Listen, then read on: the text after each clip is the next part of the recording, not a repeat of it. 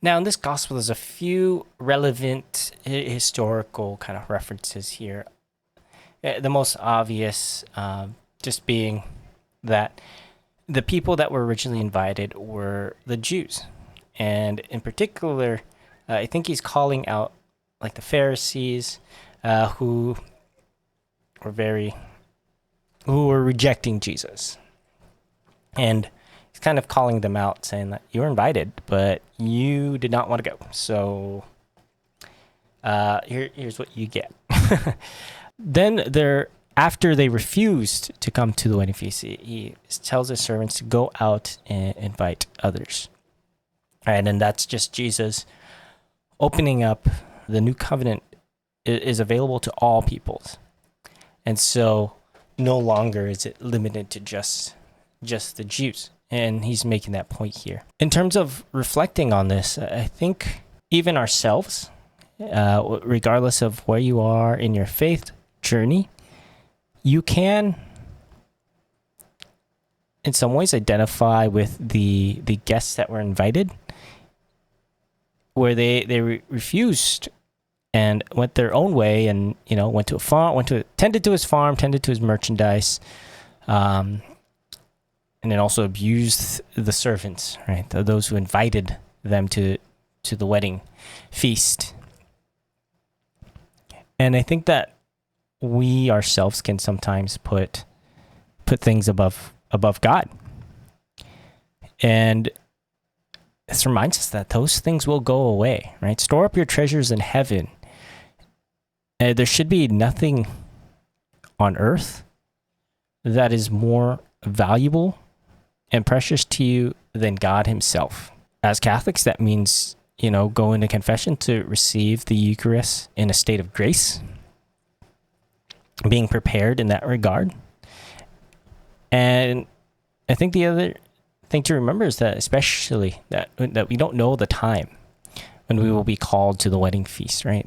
We don't know when our time will come, and to be prepared. And I think that that's what I see in the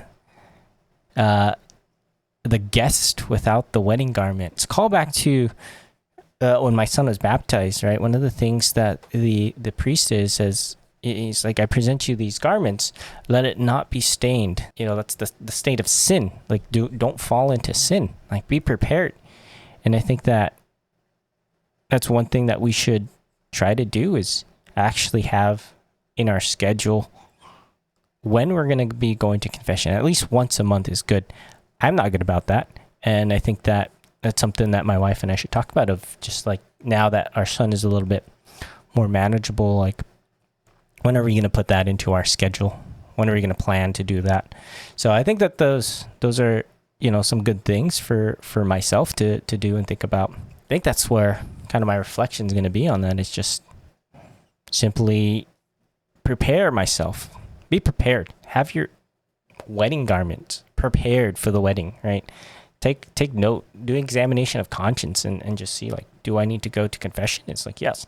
And obviously, like, what are you bringing, right, to the marriage feast? What is the gifts that you bear? What offerings do we have? And keeping that in mind, and just remember, store up your treasures in heaven, for heaven. What can you ultimately present as your offering at Mass, which is the foretaste of heaven that we receive, of what am I bringing to Mass? Am I bringing myself? What am I offering as sacrifice to God? Because we ultimately unite ourselves with the sacrifice of the Mass. And so what are we bringing to that? And I guess on that note of, when we're offering ourselves as sacrifice, we must die to ourselves and be renewed in Christ. And so going away from Mass, we should be better.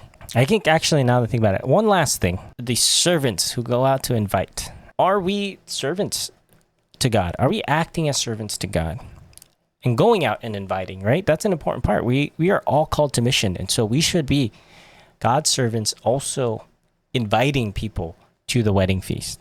And I think that's a good reminder of that. And then the other thing to note is that it says the servants were treated abusively.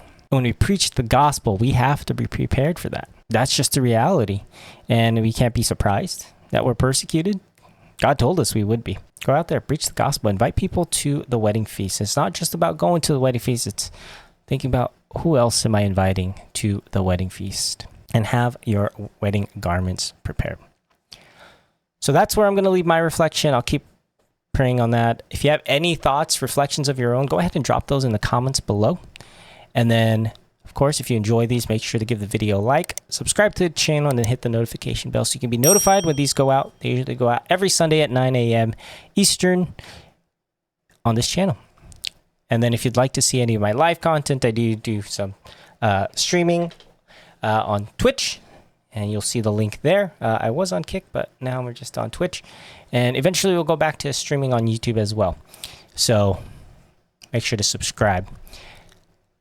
On that note, thank you for watching. Thank you for listening. And hopefully this has blessed you this day and you have a good and blessed Sunday. God bless.